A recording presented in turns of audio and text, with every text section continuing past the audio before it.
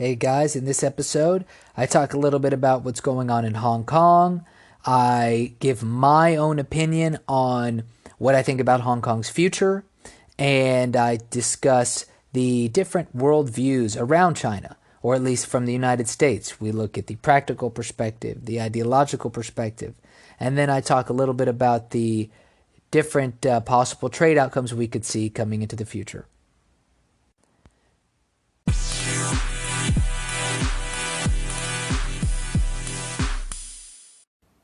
Okay, so back in the news in Asia, what is going on? What is going on that corner of the world?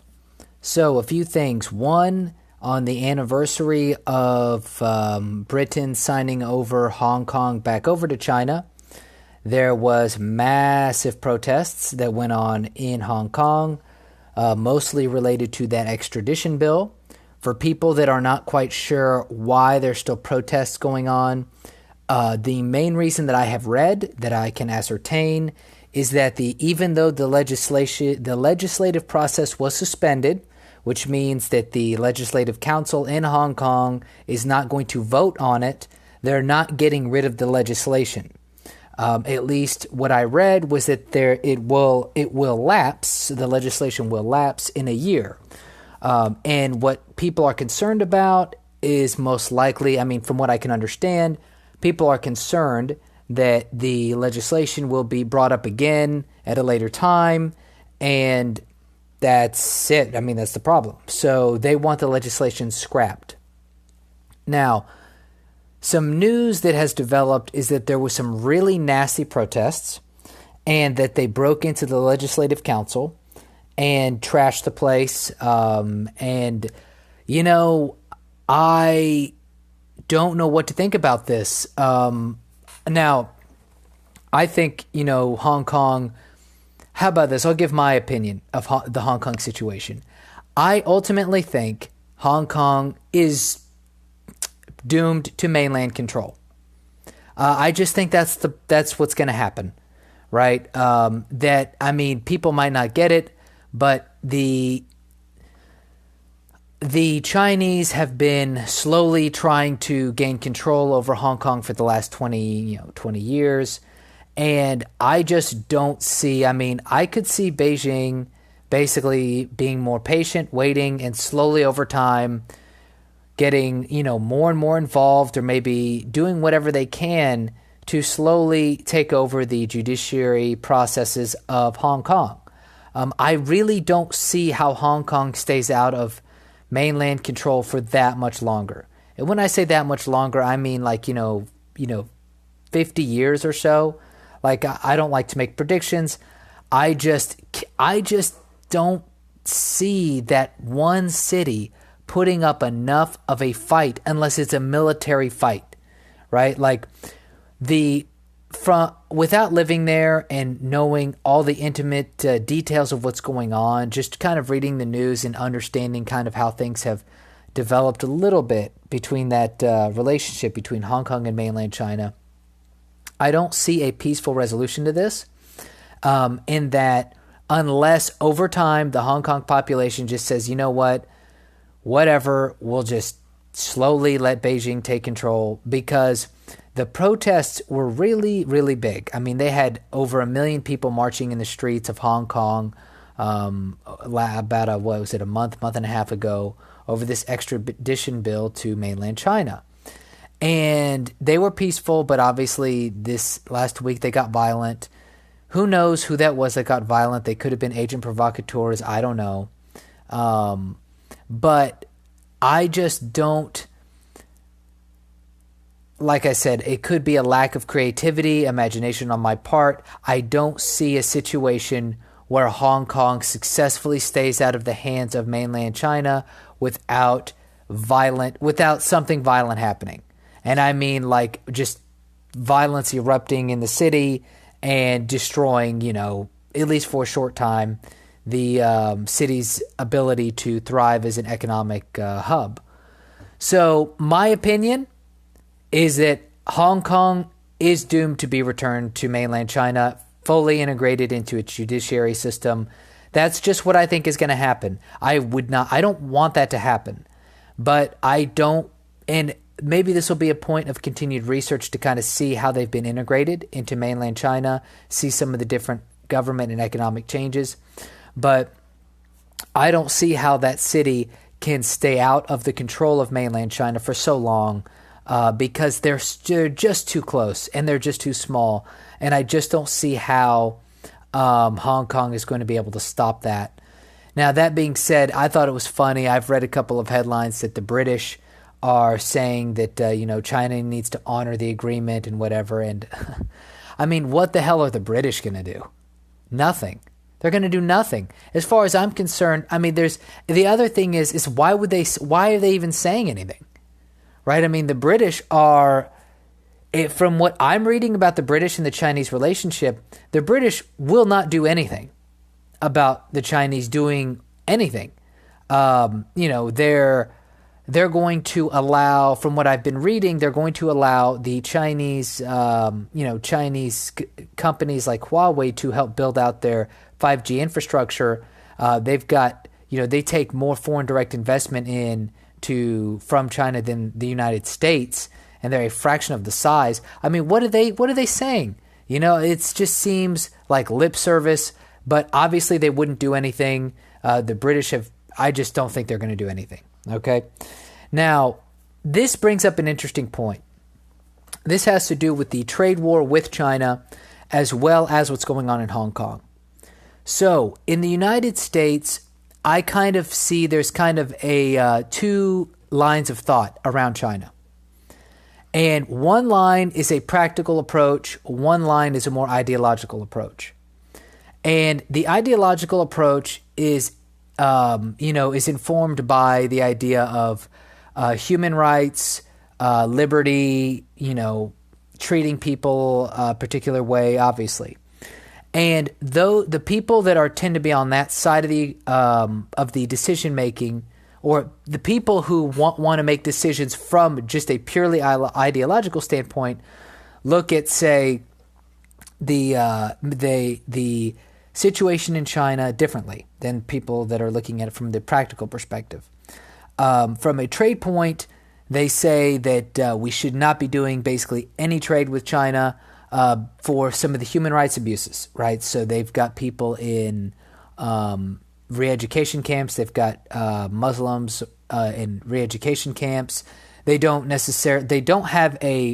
abide by what we call the rule of law, right? So the government is, generally speaking, above the rule of law. So, obviously here in the United States, we have the Constitution and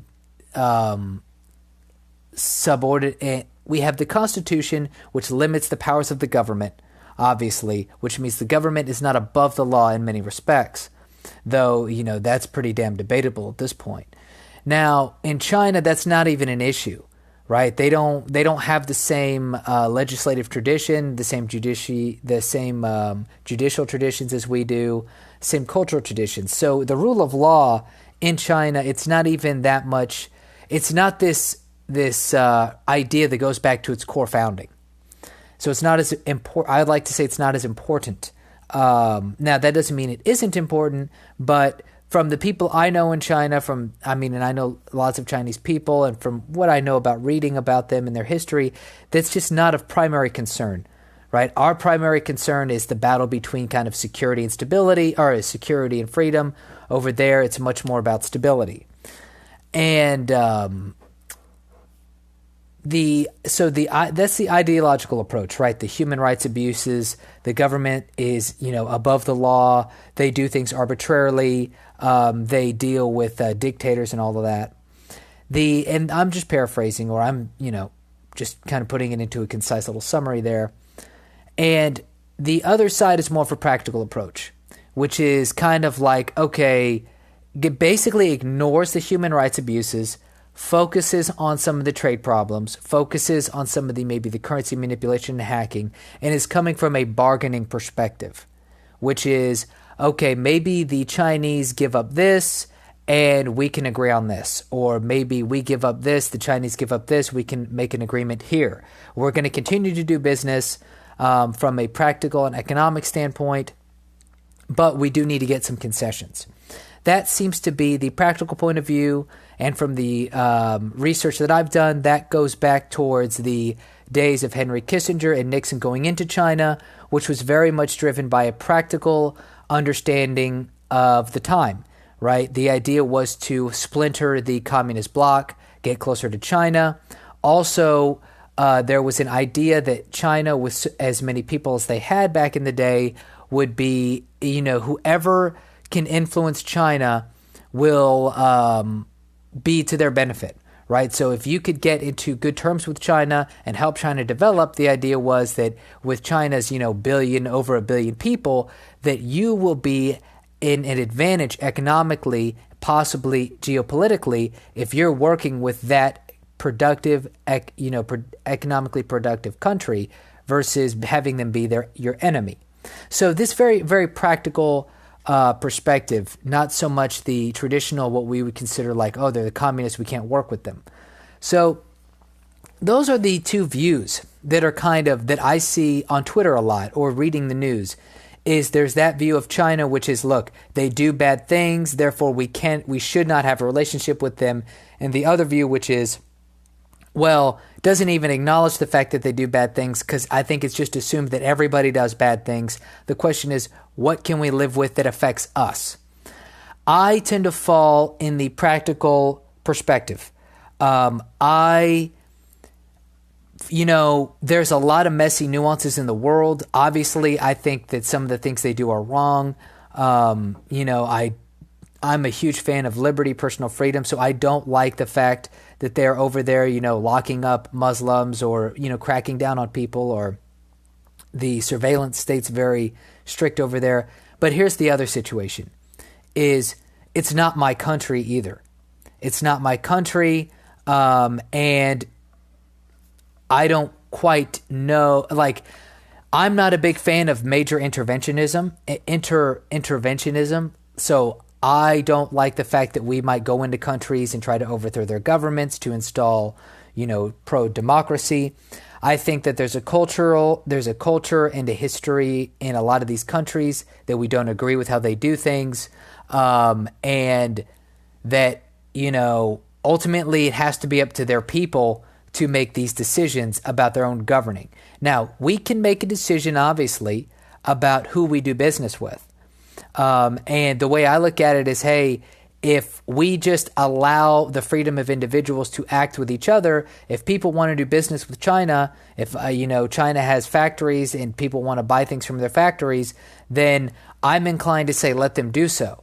I'm also inclined to say the government should work on behalf of the United States interests, and I don't think that, going into countries and causing chaos or, maybe I feel like we should act in our own interest, basically, as a country, as a government. I feel like the government should just be focused on the interest of the United States. That might sound cold, that we don't go in and help all these other people, but that's, at least currently, that's my way of thinking. So anyway, that's kind of how I see the two sides of this situation with China setting themselves up. So hold on a minute and go through some sponsors, then I'm going to talk about some news out of China. So in my last podcast with talking about China, I described how I think that people were getting a little over anxious about a potential trade deal. People talking about the trade truce with China, which I like to hear, right? I want to see free flow of trade. Obviously, I think the Chinese have done some things that they should not be doing, whether it be IP theft or making it difficult for us to do business with China, in China, whether it be through restrictions or mandates about Chinese ownership of foreign companies, whatever it is. And I talked about how I think that we might be seeing a situation where China is going to be, where us allowing, lightening up on the tariffs, as in not putting more tariffs and letting Huawei do some things, some business with American companies. There might be some underlying agreements there, like with, say, North Korea, right? So maybe Trump and others are working at a situation where they say, look, if you don't want us to continue this trade war, we'll let you start doing business with us again. We'll let Huawei use our products, depending, as long as it doesn't endanger national security, but you're going to help us with North Korea. Donald Trump has long said that China could fix the North Korean problem. I think we could be seeing this play out now. Now, obviously, these are long-term plays. We don't know what we're going to see in the short term, but this is what I think. There's some news that came out of China today, and it says China introduces new measures for all-round opening. So China will scrap ownership limits for foreign investors in its securities, futures, and life insurance sector in 2020, a year earlier than scheduled. Chinese Premier Li Keqiang said at the World Economic Forum in northeastern China's port city of Dalian on Tuesday. The reason we moved ahead the schedule is to declare to the world that in financial services sector, we will not only keep up the pace of opening, we will also accelerate it. Li said China promotes equal rights, equal opportunities, blah, blah, blah. He adds that foreign companies can equally enjoy China's tax cuts for small enterprises. So one of the things that I read about was that what China is going to do is they have what they call a negative list. These negative lists show what foreign investors cannot invest in. So it could be a certain industry, certain types of companies, like say it could be computing, it could be financial services. Like this one says they're going to open it up for financial services and like life insurance, things like that. So basically they're going to allow foreign investment into some of these companies or into companies in some of these sectors, which they will have limited before. Now, it's coming a year ahead of schedule. So the question is, one of the issues that we have with China is that they limit what foreigners can do in China, right? And what that does is it limits some of the influence that foreign companies or potentially governments could have in Chinese companies or potential Chinese governments, whether it be at a local, regional level. Now, allowing or getting rid of some of these limits, what I read is they're not this. This article's trying to make it look like they're opening more than they did. I read another article which just shows that they're reducing the number of companies and industries that cannot be invested in. So they're allowing more foreign investment into more areas of China, but they're not opening completely. And maybe this could potentially be in response to a trade deal that's being worked out or agreed upon between the United States and China. So I think all of this remains yet to be seen. We don't know how it's going to shake out. We don't know how China and the United States are going to act long term. I've said before, one thing that we need to be careful of, at least with China, is that they are patient. So if they feel like they want to wait out Trump, you got to remember, if Trump stays in office, that's only another few years for them, right? That's only another 5 years that they have to wait. And so, hey, if they got to suck it up, take a few hits here and there, allow some investment into other companies, then maybe they'll do that. They'll take some of those hits in order to get to another position where they can continue to restrict or limit some of the trade or foreign indirect investment or foreign investment into the country. So that is the situation that's kind of shaping up right now. Now, that is, I think that's about all I've got to say for today. So I hope you guys enjoy, and thank you for listening. The podcast you just heard was made using Anchor. Ever thought about making your own podcast? Anchor makes it really easy for anyone to get started. It's a one-stop shop for recording, hosting, and distributing podcasts. Best of all, it's 100% free. Sign up now at anchor.fm/new. That's anchor.fm/new to get started.